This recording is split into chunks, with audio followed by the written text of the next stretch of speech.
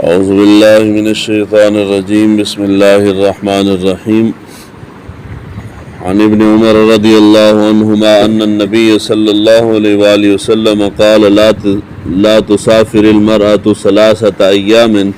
الا مع ذی محرم۔ حضرت عبداللہ بن عمر رضی اللہ تعالیٰ عنہ روایت کرتے ہیں کہ حضور صلی اللہ علیہ وآلہ وسلم نے ارشاد فرمایا کہ کوئی عورت بغیر محرم کے 3 دن سے زیادہ کا سفر جو ہے وہ نہ کرے۔ شرعاً عورت کے لیے شرعی سفر جو ہے بغیر محرم کے کرنا جائز نہیں ہے۔ شرعی سفر سے مراد کیا ہے کہ جی آپ 92 کلومیٹر یا اس سے زیادہ کا سفر عورت جو ہے وہ تنہا نہیں کر سکتی، شریعت نے منع کیا ہے۔ سفر کی 2 قسمیں ہیں، ایک شرعی ایک وہ سفر ہے جو واجب ہے عورت کے اوپر، دوسرا عام سفر ہے، یعنی یہاں سے کراچی جا رہی ہے، لاہور جا رہی ہے، یہ مختلف کسی شہر میں جانا ہے ملک کے اندر ہی، تو یہ عام سفر ہے، کوئی ضرورت ہوگی عورت جانا چاہتی ہے۔ واجب سفر وہ ہے کہ جو اس کے اوپر حج واجب ہو گیا، اس نے حج کرنے کے لیے جانا ہے، تو یہ ایک شرعی ضرورت ہے۔ عورت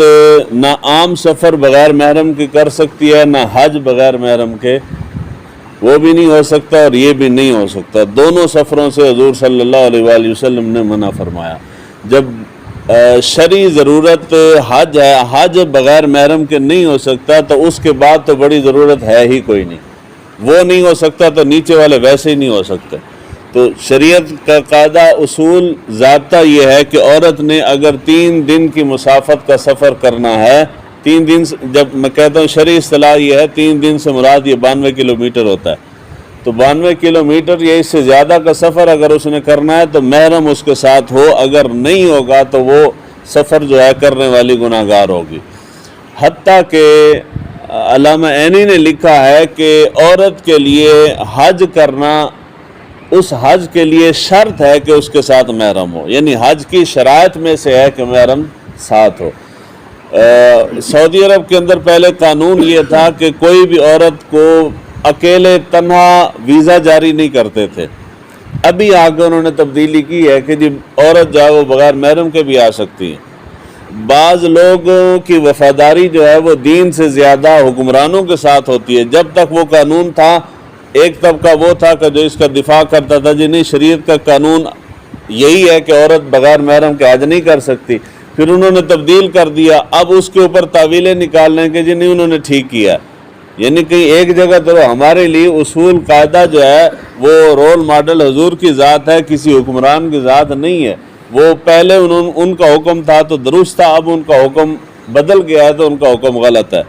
دوسری روایت اور بڑی اہم ہے اس مسئلے کے اوپر، مسلم شریف کے اندر ہے، حضور صلی اللہ علیہ وآلہ وسلم نے ارشاد فرمایا، صحابہ بیٹھے ہوئے تھے، حضور نے فرمایا کہ جو اللہ اور اس کے رسول صلی اللہ علیہ وآلہ وسلم کی ذات پہ ایمان رکھتی ہے، عورت کے لیے لازم ہے کہ وہ بغیر تنہائی میں کسی مرد سے نہ ملے۔ جو اللہ اور اس کے رسول اور آخرت پہ ایمان رکھتی ہے وہ تنہائی میں مرد سے نہ ملے، الا یہ کہ اس کا محرم ساتھ ہو۔ اور حضور نے فرمایا کہ جو اللہ اور اس کے رسول پہ اور آخرت پہ ایمان رکھتی ہے وہ 3 دن کا سفر جو ہے وہ بغیر محرم کے نہ کرے۔ تو مجلس کے اندر ایک صحابی بیٹھے ہوئے تھے، وہ کھڑے ہوئے، یا رسول اللہ صلی اللہ علیہ وآلہ وسلم میرا نام فلاں فلاں غزوے کے اندر لکھا ہے، یعنی نام لکھا ہے سے مراد یہ ہے کہ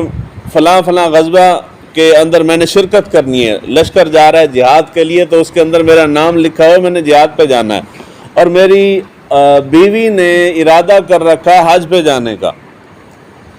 میں نے جہاد پہ جانا ہے، ادھر نام لکھوا رکھا ہے، اور میری بیوی نے حج پہ جانا ہے، تو میں کیا کروں؟ حضور صلی اللہ علیہ وآلہ وسلم نے فرمایا تو جہاد ترک کر دے، اپنی عورت کے ساتھ حج پہ جا۔ اب اندازہ کریں کہ مسئلہ کتنا حساس ہے۔ حضور نے جہاد کو چھڑوا دیا ہے کہ تو اپنی عورت کے ساتھ اس کو تنہا نہ بھیج۔ اگر بات چھوٹی سی معمولی سی ہوتی تو جہاد کوئی چھوٹا سا عمل نہیں ہے، حضور صلی اللہ علیہ وآلہ وسلم فرماتے کہ تو ٹھیک ہے جہاد پہ جا، تو بھی افضل عمل کر رہا ہے تو تیری عورت بھی افضل عمل کر رہی ہے تو اس کے ساتھ اور عورتیں ہوں گی، وہ عورتوں کے ساتھ مل کے چلی جائے گی۔ حضور نے ایسا نہیں فرمایا۔ رہ گیا یہ کہ جو اس کے جواز کے قائل ہیں وہ کہتے ہیں جنہوں نے کہا ہے کہ جو عورت بغیر محرم کے سفر کر سکتی ہے یا حج کر سکتی ہے، ان کے پاس اگر مگر کی تعویلیں ہیں کہ جی پرانے زمانے میں سفر اونٹوں پہ ہوتا تھا، جی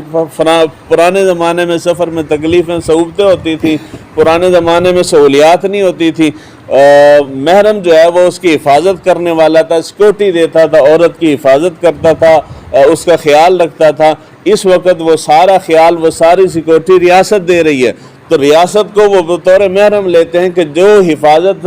محرم نے کرنی ہے وہ ساری حفاظت، وہ ساری سہولیات ریاست دے رہی ہے، اس لیے عورت اکیلے سفر کر سکتی ہے۔ اور دوسرا یہ ہے کہ اس کے ساتھ گروپ ہوتا ہے، تو پرانے وقتوں میں اگر یہ دلیل بنائی جائے کہ عورت اس لیے حج پہ جا سکتی ہے اکیلے کہ اس وقت گروپ جاتے ہیں، تو پرانے وقتوں میں بھی علاج یا عمرے کے لیے تو گروپوں کی شکل میں جاتے تھے، قافلہ پورا جاتا تھا، عورتیں بھی جا رہی ہیں اور مرد بھی جا رہی ہیں، پورے قافلے کی شکل میں وہ حج کے لیے نکلتے تھے۔ تو حضور صلی اللہ علیہ وآلہ وسلم نے تو نہیں فرمایا کہ جب ٹھیک ہے جی عورتیں جا رہی ہیں تم عورتوں کے ساتھ مل کے چلی جاؤ، نہیں، حضور صلی اللہ علیہ وآلہ وسلم نے مطلق منع کر دیا، تو پھر منع کیا تو پھر منع ہی ہے، اس کی پھر جواز کی صورت نہیں نکلتی۔ دوسری صورت جو ہمارے ہاں عمومی پائی جاتی ہے، جب عورت اکیلے سفر حج کا نہیں کر سکتی تو دوسرا سفر تو کسی کھاتے شمار میں نہیں آتا۔ ہمارے ہاں عمومی چیز ایک جو پائی جاتی ہے وہ یہ ہے، یہاں سے اس علاقے میں نے نہیں دیکھا، بعض علاقوں کے اندر ہے، وہاں پہ اعلان ہو جاتا ہے کہ جی فلاں دن گاڑی جا رہی ہے جی سلطان باؤ، لوگ اپنی اپنی ٹکٹ کرواتے ہیں، بتاتے ہیں، عورتیں مرد بچے وغیرہ جس نے جانا ہوتا ہے وہ نام لکھواتے ہیں، اور گاڑی اجتماعی شکل میں جی سلطان باؤ جا رہی ہے، جی پیر کھارے جا رہی ہے، جی فلاں دربار پہ جا رہی ہے۔ اس کے اندر عورتیں بھی ہوتی ہیں اور مرد بھی ہوتے ہیں، اور کوئی عورت ایسی نہیں ہوتی الا ماشاءاللہ زیادہ تر کے ساتھ ہوتا بھی ہوگا، مگر